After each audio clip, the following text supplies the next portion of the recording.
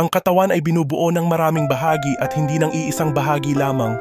Unang Korinto, chapter 12, verse 14. Ang daily Bible verse sa araw na ito ang Biyernes. Ayon sa unang sulat ni Pablo sa mga taga-Korinto, chapter 12, verse 14, ay nagtuturo sa atin na ang katawan ay hindi binubuo ng iisang sangkap lamang, kundi marami.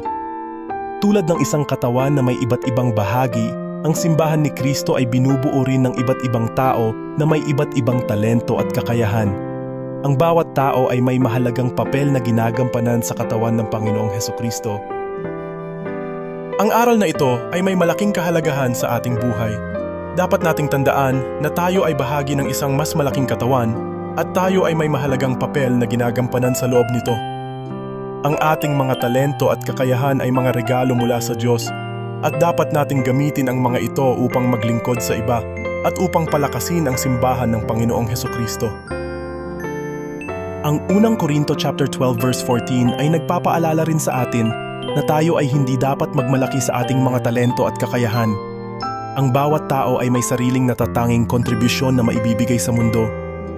Ang ating mga pagkakaiba ay hindi dapat maging dahilan ng pagkakabahabahagi, kundi dapat nating gamitin ang mga ito upang magtulungan at upang maglingkod sa isa't isa.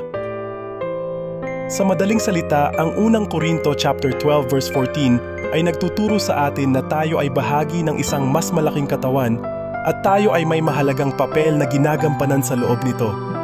Ang ating mga talento at kakayahan ay mga regalo mula sa Diyos at dapat nating gamitin ang mga ito upang maglingkod sa iba at upang palakasin ang simbahan ni Kristo. Thanks God, nawa nagustuhan nyo ang video. Sa ngayon lang po, nakapanood ng video, ay follow nyo po si Brother Chris sa kanyang YouTube. Please subscribe at Bro Chris channel at follow sa kanyang Reels at like. Subscribe, share and comment. Thanks for watching and listening. God bless you.